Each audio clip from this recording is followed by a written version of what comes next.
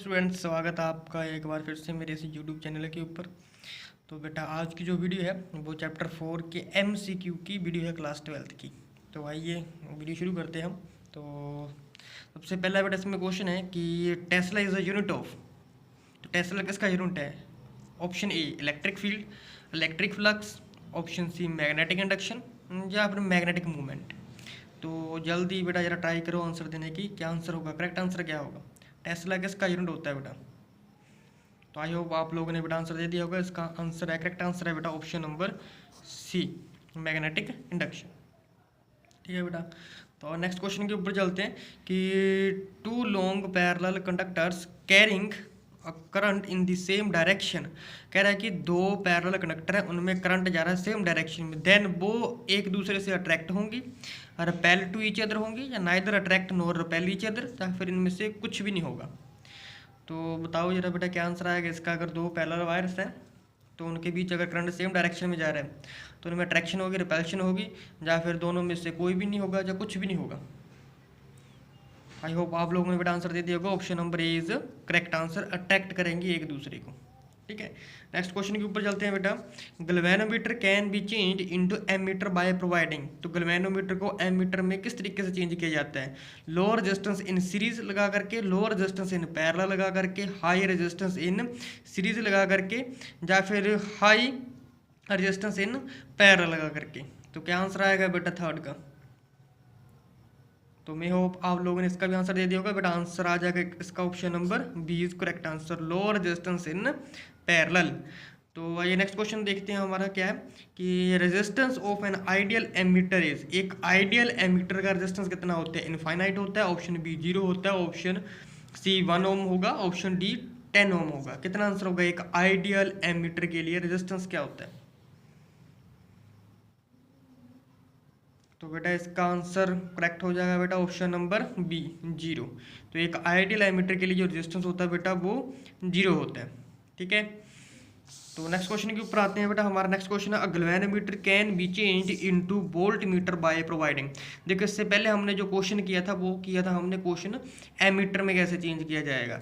अब volt meter में कैसे चेंज किया जाएगा? Option A low resistance in series, low resistance in parallel, high resistance in series और हाई रेजिस्टेंस इन पैरेलल। तो क्या आंसर आएगा? फटाफट ट्राई करो जरा आंसर देने की ट्राई करो बेटा फटाफट जरा।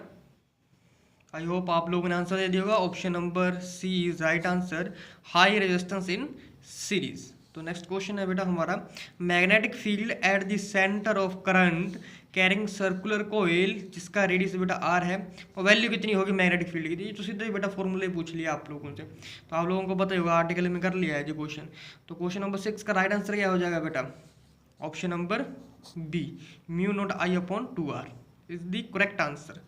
तो नेक्स्ट क्वेश्चन है बेटा हमारे पास, if the number of turns in a moving coil galvanometer is increased its sensitivity. कह रहा है कि अगर नंबर ऑफ टर्न्स जो है मूविंग कॉइल गैल्वेनोमीटर के इंक्रीज कर दिया जाए, ठीक है, देन सेंसिटिविटी पर क्या असर होगा? इंक्रीज होगी, डिक्रीज होगी, कोई फर्क नहीं पड़ेगा, यानी कि रिमेन सेम होगी, या इन तीनों में से कोई भी ऑप्शन नहीं होगी। तो बताओ बेटा क्या आंसर होगा इसका? काफ़ी सारे इंपॉर्टेंट क्वेश्चन है बेटा MCQs। तो आई होप आप लोगों ने इसका भी आंसर दे दिया होगा, वो इंक्रीज कर जाएगी बेटा। 7 का answer A is the correct. तो नेक्स्ट क्वेश्चन है बेटा हमारे पास, क्वेश्चन नंबर है बेटा 8। क्वेश्चन नंबर 8 है कि what is the magnitude of the force experienced by stationary charge when placed in uniform magnetic field.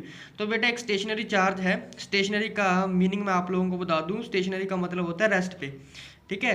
तो मैग्नेटिक फील्ड में एक चार्ज रखा हुआ जो कि रेस्ट पे मूव नहीं कर रहा, तो अब उसके ऊपर बेटा कितनी फोर्स एक्सपीरियंस कर रही होगी? तो F is equal to Q V B sine theta, F is equal to Q B V, F is equal to 0, या इनमें से कोई भी आंसर नहीं होगा। तो बताओ जरा बेटा क्या आंसर होगा फटाफट, शाबाश। तो आई होप आप लोगों ने आंसर दे दिया। Option number C is correct answer. अगर बेटा चार्ज स्टेशनरी है तो उसके ऊपर फोर्स 0 लगेगी, अगर वो घूम रहा है तब उसके ऊपर फोर्स लगेगी, दैट इज आंसर आ जाएगा फिर उसका F is equal Q V B sine theta. तो वाह, क्वेश्चन नंबर 9 के ऊपर चलते हैं बेटा। तो क्वेश्चन नंबर 9 हमारा है, two long parallel conductors carrying current in the opposite direction. तो दो लॉन्ग बेटा कंडक्टर हैं, ठीक है, वो करंट कैरी कर रहे हैं अपोजिट डायरेक्शन में। अपोजिट डायरेक्शन, इसके पहले हमने क्वेश्चन किया था सेम डायरेक्शन है, अब ये क्वेश्चन है बेटा अपोजिट डायरेक्शन में। तो बताओ जरा फटाफट जरा क्या आंसर आएगा बेटा इसका। अब करंट अपोजिट डायरेक्शन में है तो क्या होगा, वह रिपेल करेगी एक दूसरे को, अट्रैक्ट करेगी, रिपेल करेगी, या नाइदर अट्रैक्ट नोर रिपेल, या नन ऑफ दीज, कोई भी आंसर नहीं आएगा इसमें से। क्या आंसर आएगा बेटा? तो आई होप आप लोगों ने आंसर दे दिया होगा। तो option number B is the correct answer, repel each other. ठीक है, वो एक दूसरे को क्या करेंगे बेटा, रिपेल करेंगी। ठीक है, तो आइए बेटा हम नेक्स्ट क्वेश्चन के ऊपर अपने चलते हैं बेटा।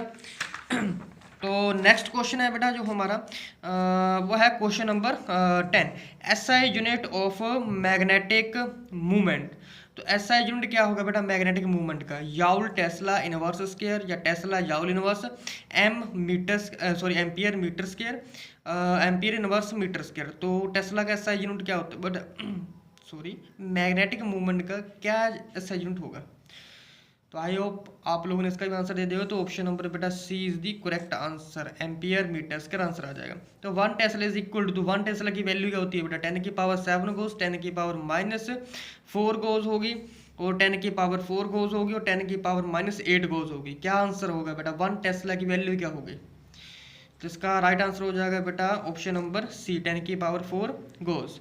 तो इसके बाद नेक्स्ट क्वेश्चन है बेटा, a current loop placed in magnetic field behave like. तो ये करंट लूप है बेटा, ठीक है, और मैग्नेटिक फील्ड में रखा गया, वो किस तरीके से बिहेव करेगी? मैग्नेटिक डाइपोल की तरह बिहेव करेगी, और मैग्नेटिक सब्सटेंस की तरह बिहेव करेगी बेटा, मैग्नेटिक पोल की तरह बिहेव करेगी, या फिर ऑल आर ट्रू, सारे के सारे इसमें बेटा ट्रू हैं। बताओ जरा क्या आंसर आएगा बेटा इसका? क्या आंसर होगा बेटा राइट इसका?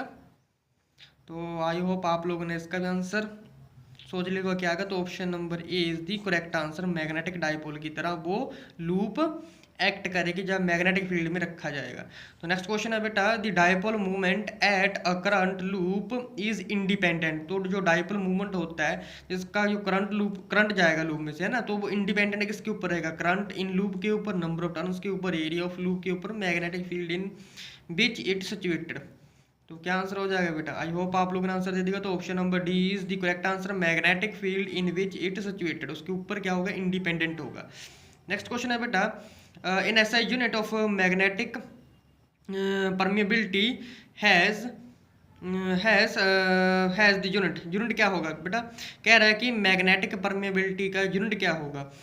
Weber metre inverse ampere inverse, weber metre ampere inverse, weber metre inverse ampere inverse square, weber metre ampere.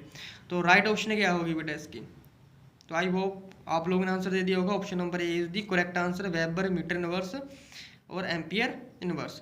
Next question है बेटा इस वीडियो का लास्ट क्वेश्चन है बेटा हमारा, if number of turns in magnetic coil galvanometer या फिर moving coil galvanometer is increases then its sensitivity. तो नंबर ऑफ टर्न्स अगर बेटा मूविंग कोयल गैल्वेनोमीटर के इंक्रीज कर जाते हैं तो सेंसिटिविटी पर क्या असर होगा? अगेन आई थिंक रिपीट हो गया क्वेश्चन। तो option number A is the right answer, वो भी क्या हो जाएगा बेटा? इंक्रीज हो जाएगा। ठीक है, तो इसी के साथ बेटा हमारा चैप्टर नंबर यहाँ पर ख़त्म होता है। इसके बाद मैं चैप्टर नंबर 5 की वीडियो डालूंगा, न्यूमेरिकल्स के क्वेश्चंस डालूंगा। ठीक है, तो जब तक वीडियो आएगी चैप्टर नंबर 5 की, तब तक आप ये सारे के सारे जितने भी बेटा मैंने क्वेश्चंस करवाए हैं वो एक बार अच्छे ढंग से रिपीट कर लेना, देख लेना, चेक कर लेना। ठीक है, अगर कुछ ना समझ आए तो बेटा कमेंट बॉक्स में लिख करके मुझे बता सकते हो आप। ठीक है, तो मिलते हैं किसी नई वीडियो में, तब तक के लिए बेटा गुड बाय, थैंक यू।